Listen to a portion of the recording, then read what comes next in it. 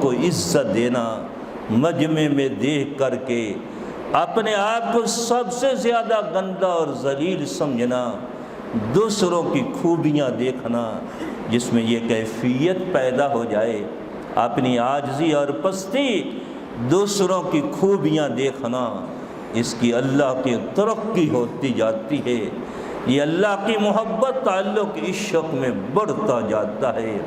اور اس کے اندر الٹ پیدا ہو گیا، جیسے ہمارے اندر یہی اکثر ہے کہ اپنی تو خوبیاں، اپنی بڑائیاں، اپنی اچھائیاں دیکھتے ہیں اور دوسروں کے عیب دیکھتے ہیں۔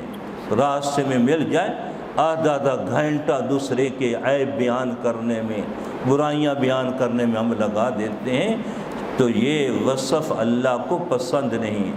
جس میں یہ بری عادت پیدا ہو جائے اپنی خوبیاں دیکھنے کی، دوسرے کے عیب برائیاں دیکھنے کی، ایک تو یہ معاشرے سے گر جائے گا، ہر آدمی اس کو اچھا نہیں سمجھے گا، جس کی برائیاں بیان کرے گا اس کو اچھا نہیں سمجھے گا، دوسرا اللہ کی نگاہ سے یہ گر جائے گا، ذلیل ہو جائے گا۔ ایک ہمارا یہ سبق ہے، اپنے اندر عاجزی، پستی، اپنے آپ کو بٹا کے رکھنا۔ ہم دین کی محنتیں کر کر کے چور ہو جائیں، پھر بھی اللہ کے سامنے دل کی کیفیت ہو، اے اللہ میں تیرے دین کی محنتوں کا حق ادا نہیں کر سکا۔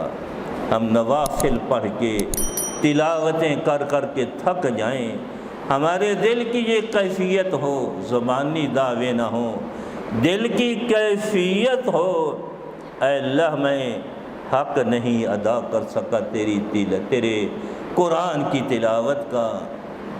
سیدہ فاطمہ کے اندر ساری رات کھڑی ہیں، اللہ کو قرآن سنا رہی ہیں، ایک دو دن کی بات نہیں، زندگی بھر کا معمول ہے، لیکن عاجزی کیا تھی اللہ کے سامنے، ان کی ساری اور پستی کیا تھی۔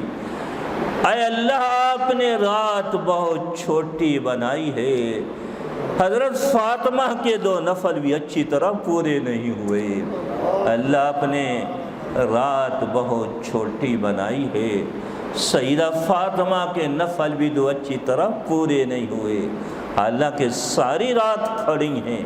پورا قرآن پڑھنا کوئی آسان نہیں، ہم پڑھ کے دکھائیں 2 پارے 3 کے بعد تھک جاتے ہیں، 1-2 دن کی بات نہیں، زندگی بھر کا معمول تھا۔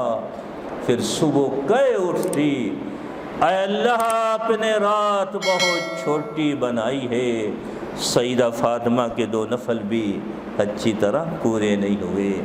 یہ اللہ جل شانہ کی محبت، تعلق، عشق دل و دماغ روح میں پیدا کرنا، یہ ہمارا مقصود بھی ہے اور ہمارے ایمان کی علامت بھی ہے۔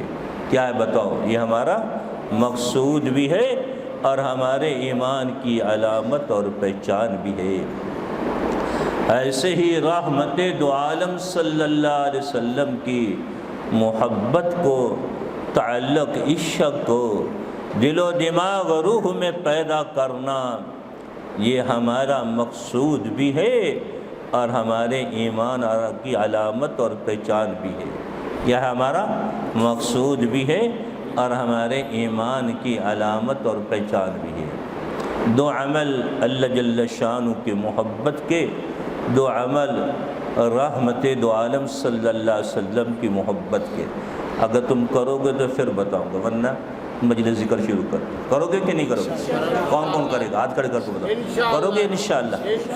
اچھا، ایک عمل تو یہ ہے، بہت سارے اعمال ہیں لیکن مختصر سے 2 عمل۔ ایک عمل ہم روزانہ 100 مرتبہ کلمہ طیبہ کا ذکر کیا کریں، شروع آخر میں مکمل کلمہ طیبہ، پھر درمیان میں لا الہ الا اللہ، لا الہ الا اللہ۔ یہ حدیث میں آتا جو 100 دفعہ کلمہ طیبہ کا ذکر کرتا ہے، قیامت کے دن اس کا چہرہ 14ویں رات کے چاند کی طرح چمک رہا ہوگا۔ کیسے چمک رہا ہوگا؟ 14ویں رات کے چاند کی طرح چمک رہا ہوگا۔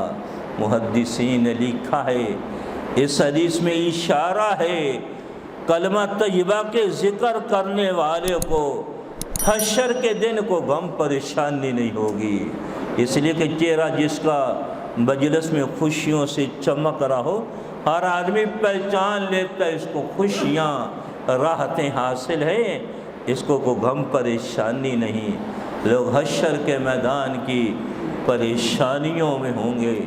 کلمہ طیبہ کا ذکر اتنا بلند اور عظیم ہے، جو روزانہ 100 مرتبہ کلمہ طیبہ کا ذکر کرے گا، قیامت کے دن اس کا چہرہ 14ویں رات کے چاند کی طرح چمک رہا ہوگا۔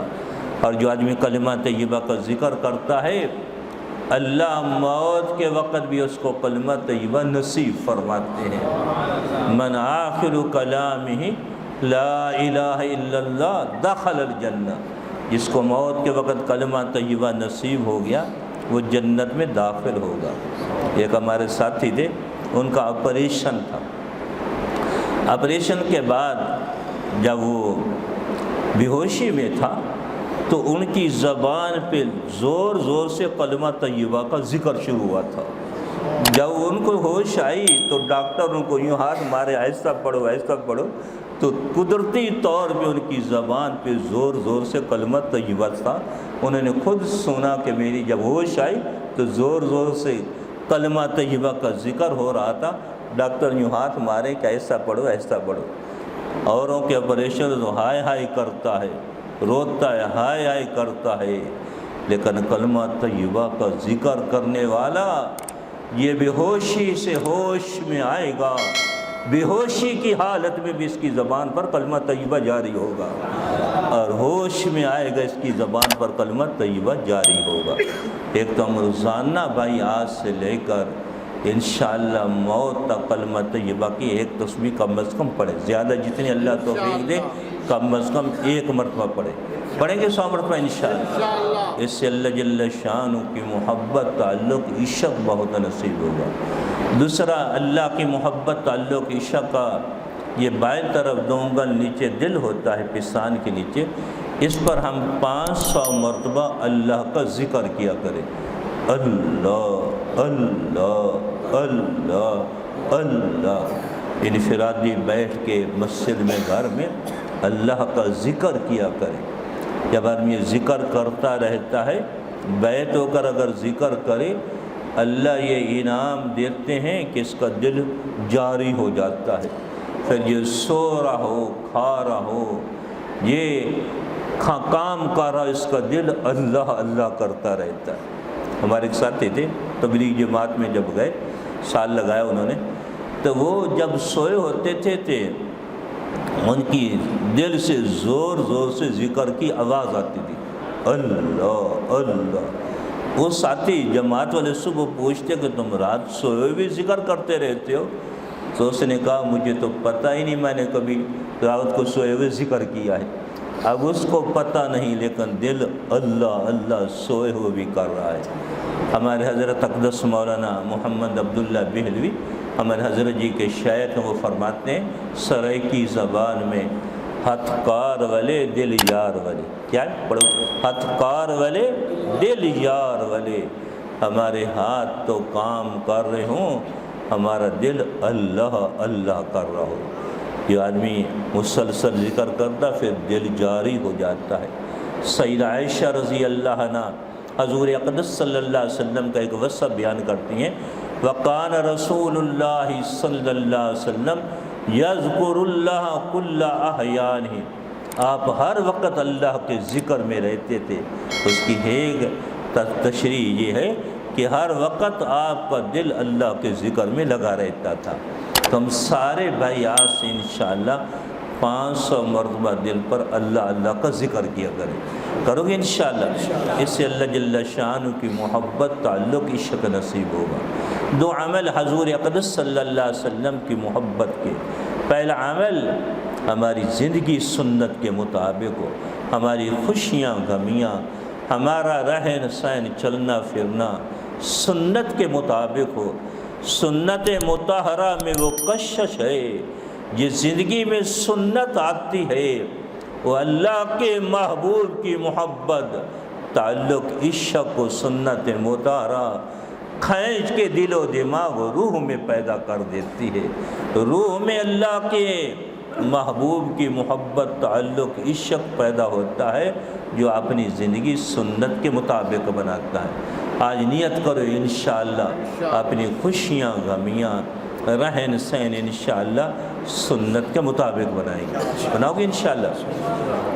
دوسرا عمل حضور اقدس صلی اللہ علیہ وسلم کی محبت کا، ہم کثرت سے درود پاک پڑھا کریں۔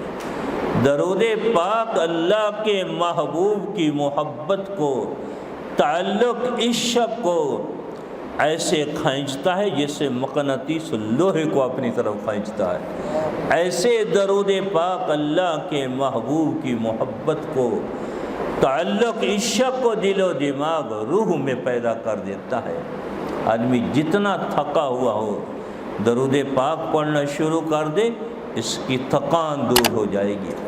ہمارا الحمدللہ معمول سبق میں ہم بڑے بڑے حدیث کے سبق، میں 4 گھنٹے حدیث کے سبق پڑھاتا ہوں مسلسل تقریباً، تو جب تھک جاتے ہیں طلباء سے کہتے ہیں درود شریف پڑھو، الحمدللہ میری ساری تھکان دور ہو جاتی ہے۔ کبھی طلباء کی توجہ ادھر ادھر ہو، چونکہ ہمارے وہ حدیث کی اسباق کی لمبی بحثیں ہوتی ہیں، وہ مسائل ترتیب میں ذہن میں لا کے لاتے ہیں، ترتیب سے بیان کرنے ہوتے ہیں۔ کسی کی توجہ حبیب اللہ کی ادھر ادھر ہو تو پھر توجہ سے ادھر ادھر ہو جائے، میرا معمول میں کہتا ہوں درود شریف پڑھو، الحمدللہ ساری ترتیب سیدھی ذہن میں آ جاتی ہے۔ تم بھی یہ کیا کرو، جب بھی پریشانی ہو درود شریف پڑھا کرو۔ درود شریف پڑھنے کی اتنی برکات ہیں، پریشان حال ہو درود شریف پڑھنا شروع کر